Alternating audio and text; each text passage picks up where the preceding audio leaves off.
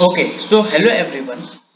आज का जो टॉपिक हम स्टार्ट करने जा रहे हैं वो है डिफरेंशियल ज्योमेट्री।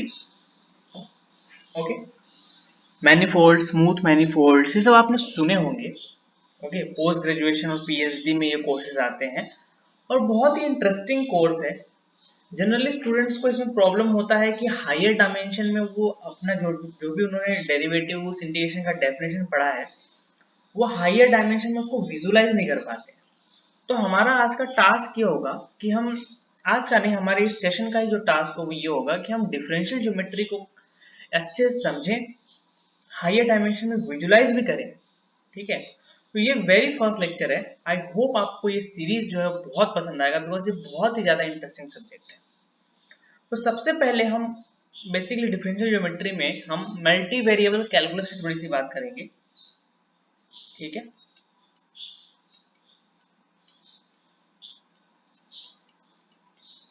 सी मल्टी वेरिएबल कैलकुलस में भी हम बहुत ही स्पेसिफिक पॉइंट्स पे बात करेंगे, बहुत ज़्यादा कवर नहीं करेंगे। ठीक है, जैसे एक फंक्शन है, मान लो वो Rn से लेके Rn तक में है ना।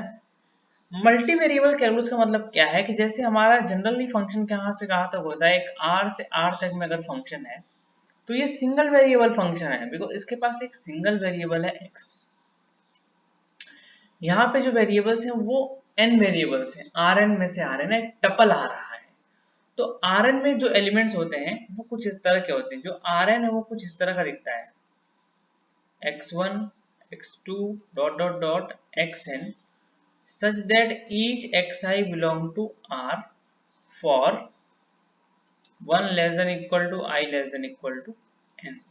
ठीक है, तो ये टपल दिखता है। तो अगर मैंने बोला कि R3 में से कोई एक एलिमेंट उठाओ तो आप क्या उठाओगे, 1 1 2 ऐसा कुछ भी एक पॉइंट उठाओगे, है ना, तीन टपल का। तो इस तरह के पॉइंट Rn में दिखते हैं। बेसिकली यहाँ पे हमें Rn को समझना बहुत जरूरी है बिकॉज जब हम मैनीफोल्ड्स को समझने जाएंगे तो हमें पता चलेगा कि manifolds are nothing but the Euclidean space only. उसके ऐसे दिखता है वो, थोड़ा सा अगर उसको ऑब्जर्व करेंगे हम जाके तो Rn को समझना बहुत जरूरी है यहाँ पे। ठीक है, तो हमारा जो फंक्शन है अगर देखा जाए, अगर मैं एक f ले रहा हूं Rn से Rm में, यहाँ पर है मेरा पॉइंट P।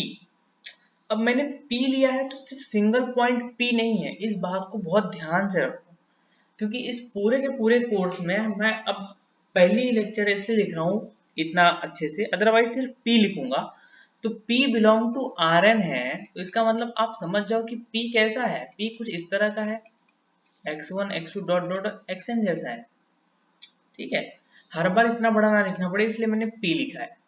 तो अगर यहाँ पे P है तो यहाँ पर क्या आएगा, f ऑफ P आएगा। ठीक, f ऑफ P कहाँ है ये बताओ। f ऑफ P बिलोंग कर रहा है Rm में। तो Rm में कितने एलिमेंट होंगे, n एलिमेंट होंगे। तो वो कैसे दिखेंगे, वो कुछ ऐसे दिखेंगे, f1p f2p dot dot dot fmp, कुछ इस तरह के दिखेंगे। तो बेसिकली क्या हो रहा है, हम हमारा जो फंक्शन है वो कुछ इस तरह से बन रहा है, f of x1 x2 dot dot dot xn is equals to f1p dot dot dot fmp। देखो Rn से कहाँ पे गए हम, Rm में गए हैं। ठीक है, तो जैसे एक एग्जांपल अगर सिंपल सा लिया जाए, एक फंक्शन है f, मान लो वो है r³ से r स्क्वायर में है, such that f of x y z is equal to x y plus z। देखो क्या था, कलर चेंज करता हूँ, रेड लेते हैं। यहाँ पे R3 था तो तीन वेरिएबल यहाँ पे ले लिए, और यहाँ पे R2 था तो यहाँ पे देखो दो टपल है, एक ये है और एक ये है। तो ये हमारा क्या होता है, f1 of x y Z, ये हमारा क्या है P। ये हमारा क्या है f2 of x y Z.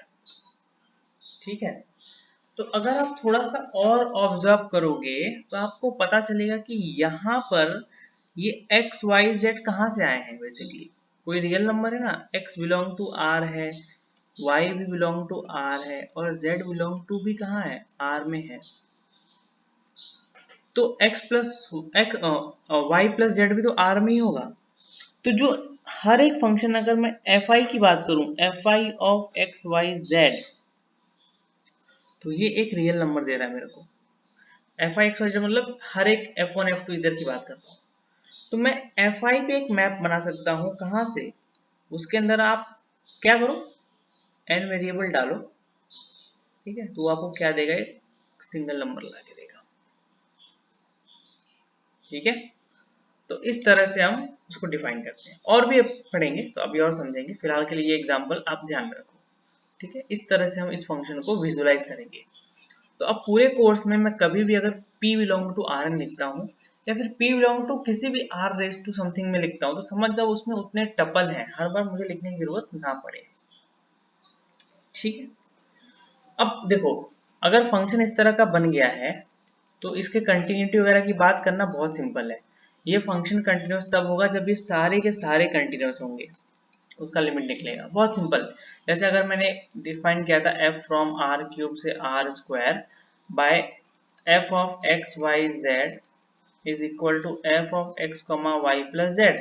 अब कंटिन्यूस कब होगा, मान लो कंटिन्यूटी चेक करनी है 0 0 0 पे, जैसे आप वन वेरिएबल में क्या करते थे, एक single point x equal to 0 पे आप कंटिन्यूटी चेक करते थे, तो लेफ्ट हैंड से जाते थे, राइट हैंड से जाते थे, बट यहाँ पे लेफ्ट हैंड राइट हैंड तो है नहीं ना। जैसे अगर यहाँ पे 3 वेरिएबल में बात किया जाए, तो 3 डायमेंशन में अगर चला जाए, तो आपके पास ये डायरेक्शन है, ये डायरेक्शन है, ये डायरेक्शन है, अगर पॉइंट यहाँ पे एक लिया जाए तो बहुत सारे डायरेक्शन है, ये डायरेक्शन, ये डायरेक्शन, ये डायरेक्शन, ये डायरेक्शन, तो इनफिनिट डायरेक्शन है। तो हायर डायमेंशन में बहुत सारे डायरेक्शन होते हैं, तो हर डायरेक्शन से चेक किया जाता है, ठीक है, ये आपने पढ़ा भी होगा। तो बेसिकली कंटिन्यूटी चेक करने का मतलब क्या है कि हर एक इंडिविजुअल फंक्शन जो है वो क्या होना चाहिए, कंटिन्यूस होना चाहिए, ठीक है। यहाँ पे f नहीं रहेगा, तो ये गलती से आ गया है, ठीक है। तो ये हमारा है f1, इसको भी कंटिन्यूस होना चाहिए और इसको भी कंटिन्यूस होना चाहिए, तो यहाँ पे पॉलिनोमियल्स हैं तो ये कंटिन्यूस हो जाएंगे। बात जो हमारी आती है ना, वो डेरिवेटिव पे आती है कि भाई r raise to n, rn में डेरिवेटिव कैसे किया जाए, वहां पे दिक्कत आती है, और वहीं पर जो है मैनीफोल्ड का कॉन्सेप्ट उसको यूज करते हैं। मैनीफोल्ड के कॉन्सेप्ट में उसको यूज करते हैं डिफरेंशिएशन और इंटीग्रेशन, ये इंपॉर्टेंट है, बाकी लिमिट वगैरह निकालना तो आप कर लोगे। तो अब हम Rn या फिर मल्टी वेरिएबल में डिफरेंशिएशन का एक शॉर्ट लेक्चर देखेंगे, ठीक है, एक प्रॉपर रिवीजन करेंगे। वैसे तो ऐसा अज्यूम किया, मान लो कि आप लोग ये सब पढ़ा हुआ है, बट स्टिल एक रिवीजन मैं करा देता हूँ इसका, ओके, ग्रेट। तो अब हम बात करते हैं डेरिवेटिव की। सबसे पहले अगर हम बात करें ना, एक बहुत ही सिंपल लेते हैं, f लेता हूं मैं, r से r, सिंगल वेरिएबल, ठीक है, ये तो सबको पता है।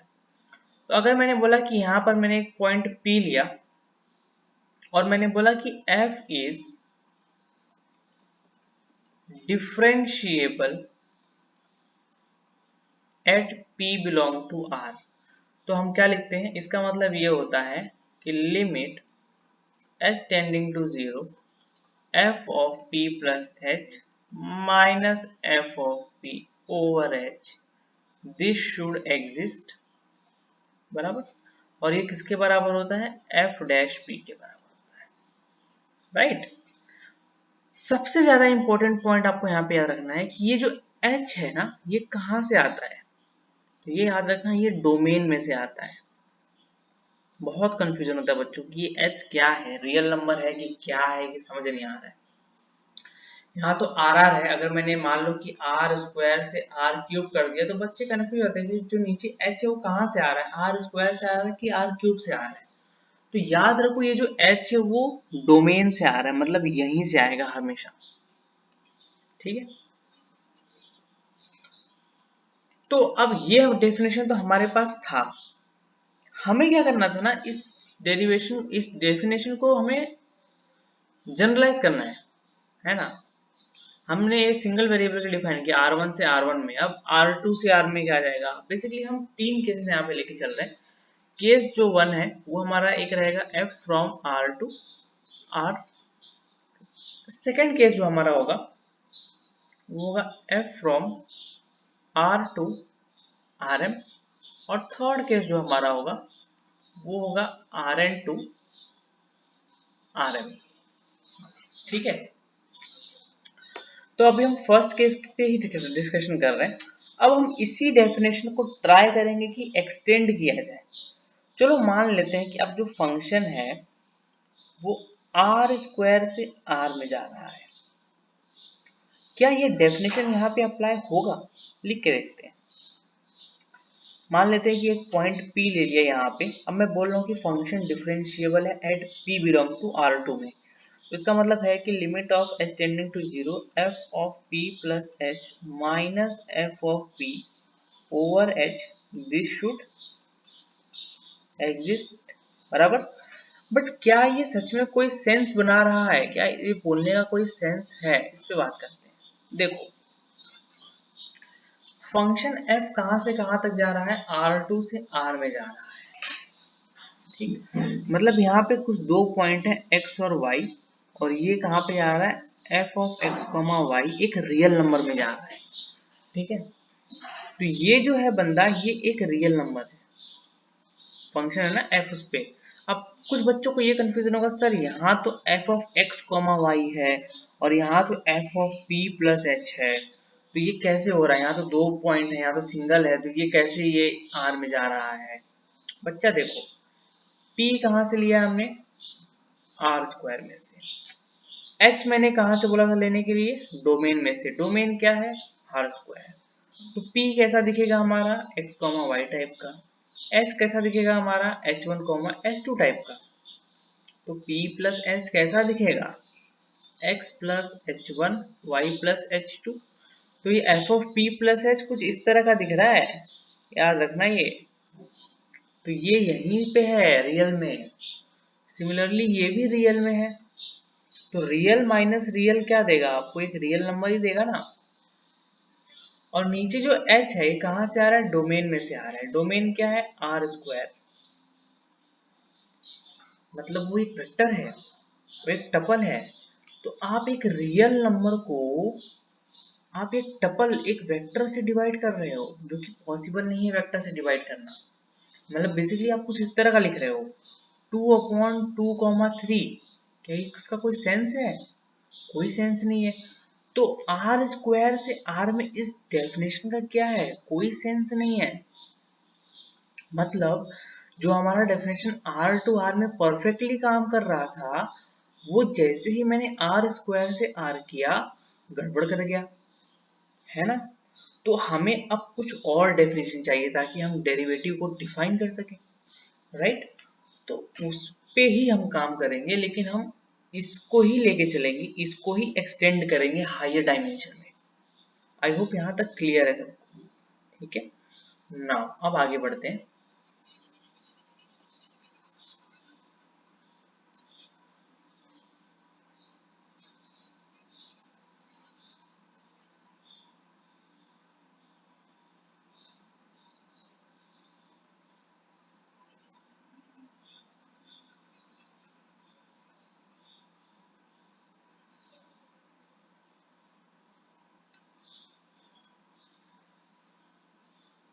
ओके, तो अब आगे बढ़ते हैं।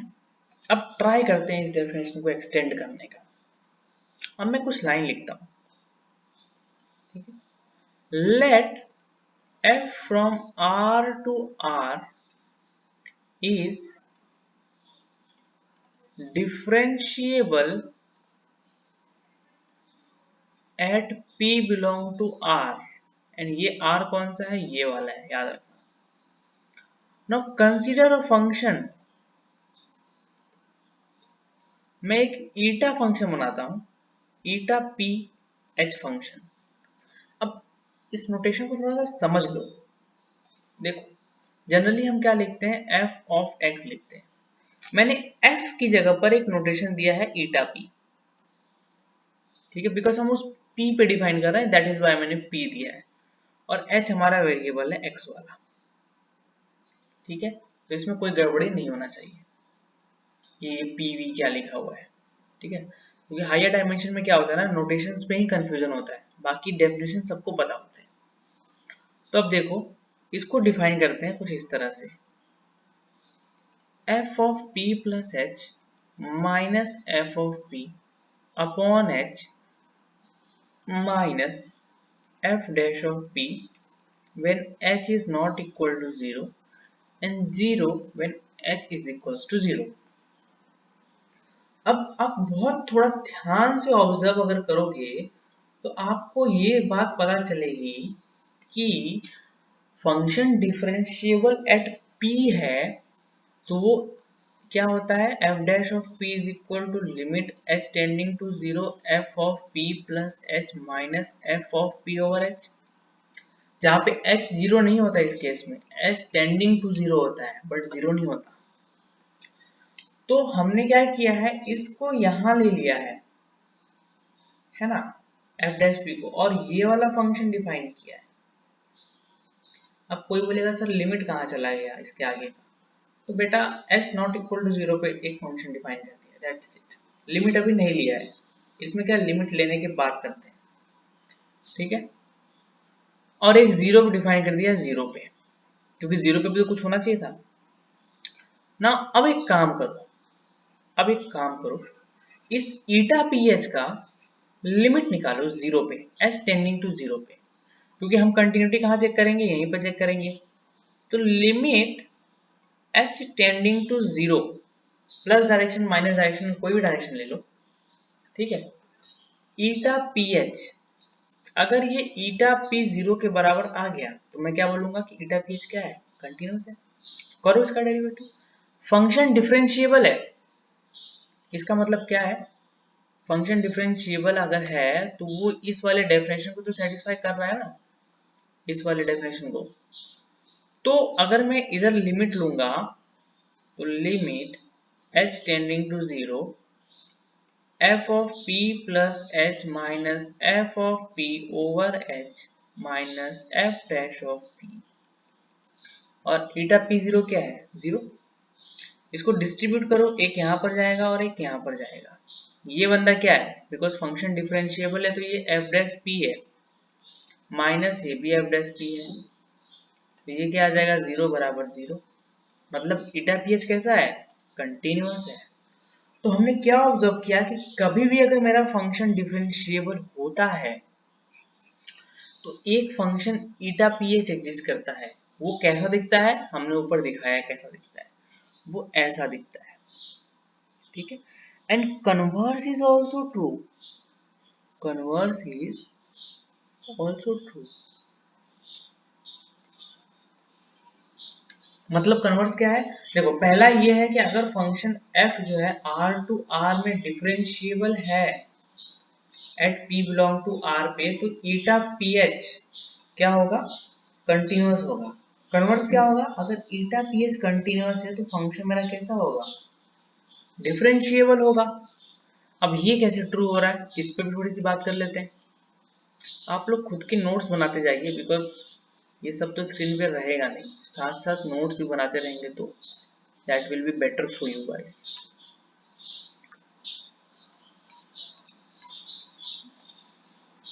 ठीक है, तो सी मैंने क्या बोला कि ईटा पी एच अब कंटिन्यूअस है और मुझे वो प्रूव करना है कि फंक्शन डिफरेंशिएबल है एट पी। तो अगर ईटा पी एच कंटिन्यूअस है तो इसका मतलब ये है कि limit of h tending to 0 f of p plus h minus f of p over h minus f dash of p, ये 0 के बराबर है, इसके बराबर है, ऑलरेडी बराबर है। अब क्या करना है, बस इसको इस साइड भेज दो, तो क्या हो जाएगा, ये equal to f dash p के बराबर हो जाएगा और ये पूरा का पूरा ऐसा हो जाएगा। तो वही तो डेफिनेशन है फंक्शन के डेरिवेटिव का। तो हमने बहुत ही इंपॉर्टेंट थ्योरम अभी क्या पढ़ी है कि अगर आपका फंक्शन डिफरेंशिएबल है तो वहां पर एक कंटिन्यूअस फंक्शन आएगा ईटा पी एच, जो कि कुछ इस तरह से डिफाइंड है, जो कि कंटिन्यूअस होगा। और अगर कोई इस तरह का फंक्शन है जो कि कंटिन्यूअस है तो आपका फंक्शन उस पॉइंट पी पे कैसा होगा, डिफरेंशिएबल होगा। ठीक है, ये हो गया आपका एक प्रॉपर डेफिनेशन। हम उसी डेफिनेशन को तोड़ मरोड़ के कुछ और बनाना चाहते हैं ताकि हम उसको हायर डायमेंशन में अप्लाई कर सकें। और कुछ नहीं कर रहे हैं। ठीक है ना, इसको हम इक्वेशन 1 लेते हैं। ठीक है, अब थोड़ा सा और ऑब्जर्वेशन करते हैं, थोड़ा सा और ऑब्जर्वेशन करते हैं, तो हमें क्या पता चलेगा थोड़ा सा और ऑब्जर्वेशन करने पे कि ईटा पीएच क्या है हमारा, basically h not equal to 0 पे f of P plus h minus f of p over h minus f dash of p. इसको थोड़ा सा सॉल्व करते हैं, मतलब h का मल्टीप्लाई करो बोथ साइड, तो क्या आएगा h into eta p H equal to F of P plus h minus f of p minus h into F dash of p, right.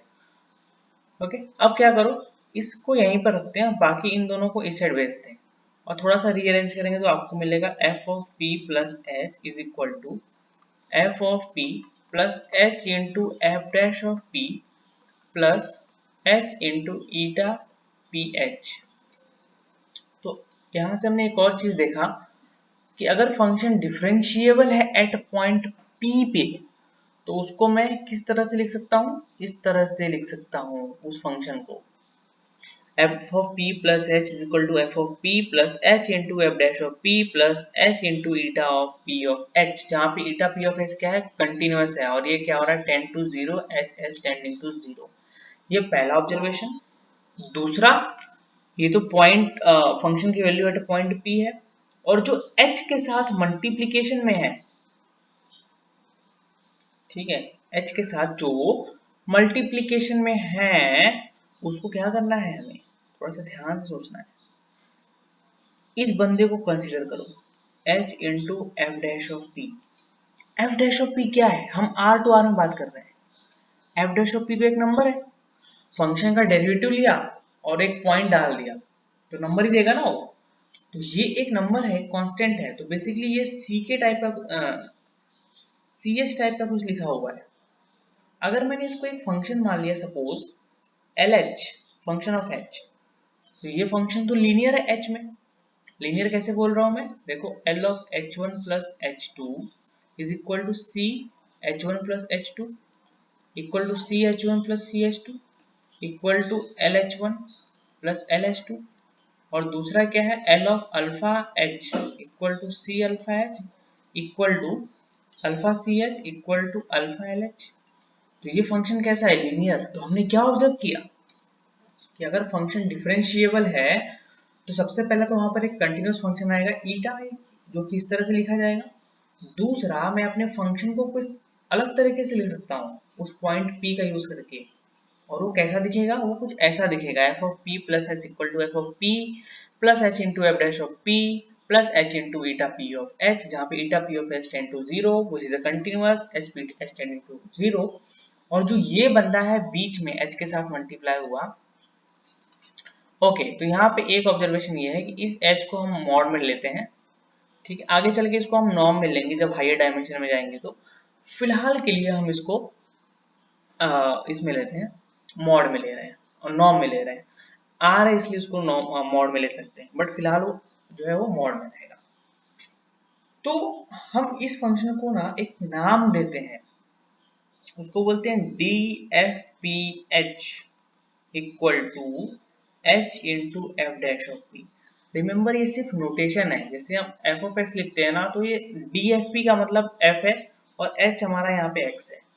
तो सिंपली ये एफ ऑफ एक्स टाइप का कुछ लिखा हुआ है, ज्यादा कॉम्प्लेक्स इसलिए दिख रहा है क्योंकि डी एफ पी एच क्या लिखा हुआ है इतना बड़ा। तो डी एफ पी मतलब फंक्शन का एक पर्टिकुलर नाम है इस फंक्शन का, इसलिए वो डी एफ पी लिखा गया है, ताकि नाम से हम थोड़ा कनेक्ट कर पाए। इस फंक्शन को हम लोग बोलते हैं डिफरेंशियल, डिफरेंशियल ऑफ एफ। ठीक है, इस फंक्शन को हम लोग क्या बोलते हैं, इस फंक्शन को डिफरेंशियल ऑफ एफ बोलते हैं। ठीक है, याद रखना। नाउ याद रखो, डिफरेंशियल ऑफ एफ और डिफरेंशिएशन या फिर डेरिवेटिव ऑफ एफ दो अलग अलग चीजें हैं। ये फंक्शन डिफरेंशियल कहलाता है और यहां पर जो बनता है ये डेरिवेटिव ऑफ एफ कहलाता है।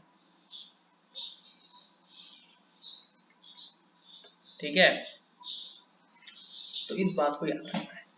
बहुत ही ध्यान से, राइट। हम एग्जाम्पल भी करेंगे थोड़ा सा तो आपको समझ में आएगा। फिलहाल के लिए इस बात को याद रखना है कि डिफरेंशियल और डेरिवेटिव दो अलग अलग टर्म्स हैं, सारी चीजें नोट डाउन कर दिया, ठीक है। तो आज के लेक्चर में इतना ही है। मैं जरा एक समराइज करा देता हूँ कि हमें आज पढ़ा क्या। बहुत कम चीजें पढ़ी हैं और बहुत ही इंपॉर्टेंट चीजें पढ़ी हैं, अगर आप देखोगे तो ये याद रखना। कंफ्यूजन होगा बहुत, बिकॉज हम आरएन हायर डायमेंशन में बात कर रहे हैं और आपको उसकी आदत नहीं है अगर देखने की उस तरीके से, तो बहुत कंफ्यूजन होगा, बट प्रैक्टिस के साथ वो कंफ्यूजन खत्म हो जाएगा, आप विजुलाइज करने लगोगे। हमने पहला पढ़ा कि हम f from r to r में अगर डिफरेंशिएशन बोलते हैं एट पॉइंट p में, तो उसको कैसे लिखते हैं, f dash of p is equal to limit h tending to 0 f of p plus h minus f of p over h। हमने इसको ट्राई किया एक्सटेंड करने का f from r square to r, और हमने देखा कि नहीं हो पा रहा बिकॉज रियल नंबर को डिवाइड कर रहे हैं कोऑर्डिनेट से, जो कि हो नहीं पा रहा है, ठीक है। उसके बाद हमने इसी डेफिनेशन को जनरलाइज करने का ट्राई किया कि अगर फंक्शन मेरा एट पॉइंट पी डिफरेंशिएबल है तो वहाँ पर एक कंटिन्यूस फंक्शन ईटा पीएच आएगा, अगर ये ईटा पीएच कंटिन्यूस फंक्शन है तो ये आएगा। फिर ईटा पीएच को हमने रीअरेंज किया और हमने बोला कि अगर मेरा function at point P differentiable है तो उसको मैं कुछ इस तरह से लिख सकता हूँ, F of P plus H equal to F of P plus H into F dash of P plus norm of H into eta P of H. Norm of H इसलिए आ रहा है ताकि हम लेंथ को दिखा सकें और हाइयर डायमेंशन में दिखा सकें, ठीक है। तो ये जो होता है ये बंदा एक लीनियर फंक्शन होता है, जिसको हमने नाम दिया D F P H is equal to H into F dash of P. इस बंदे का नाम है डिफरेंशियल ऑफ एफ और इस बंदे का नाम है डिफरेंशिएशन ऑफ एफ और डेरिवेटिव ऑफ एफ, दो अलग अलग चीजें हैं। एक और बात याद रखो, जो हमारा ये लीनियर फंक्शन आया है D F P of H, तो डी एफ पी इसमें देखो वेरिएबल कहाँ से आ रहा है, एच है ना, एच कहाँ से आता है, मैंने बोला डोमेन से आता है, तो डी एफ पी का डोमेन क्या होगा आर, और आउटपुट में क्या आ रहा है एच इंटू कॉन्स्टेंट, तो एच क्या है रियल नंबर है, तो आर टू आर इसका जो है वो मैपिंग है। तो इस मैपिंग को भी याद रखो, हायर डायमेंशन में जो मैपिंग वो भी बहुत इंपॉर्टेंट रोल प्ले करती है, ठीक है। तो अगर आज से आपको कोई बोले कि function differentiable at a point P, तो आप क्या बोलोगे, पहला चीज आप ये बोलोगे कि वहां पे कंटिन्यूस फंक्शन आएगा ईटा पी ऑफ एच। दूसरा चीज आप बोलोगे उसको मैं इस तरीके से लिख पाऊंगा जहां पे ये बंदे का नाम ये है और ये बंदे जो है वो लीनियर फंक्शन है और इस बंदे को हम ऐसे मैपिंग पे दिखाते हैं। तो instead of remembering this old definition, now आप एक हैबिट बना लो कि अगर मैं बोलूं कि फंक्शन डिफरेंशिएबल है तो कंटिन्यूस फंक्शन एग्जिस्ट कर रहा है, इस तरह से लिखा जा रहा है। नेक्स्ट लेक्चर में हम इसको विजुलाइज करेंगे by the help of diagram, with the help of the diagram हम इसको विजुलाइज भी करेंगे, ठीक है। तो कोई दिक्कत नहीं आएगा, ये हर एक कॉन्सेप्ट को हम विजुलाइज करके चलेंगे ज्योमेट्रिकली, तभी हमें डिफरेंशियल ज्योमेट्री समझ में आएगा, अदरवाइज ये सब्जेक्ट बहुत ज्यादा टफ हो जाएगा। Okay, so thank you so much for watching this video. अगर वीडियो पसंद आया है तो वीडियो को लाइक करो, चैनल को सब्सक्राइब कर दो, और कोई भी डाउट हो तो कमेंट बॉक्स में कमेंट भी कर सकते हो। Okay, thank you.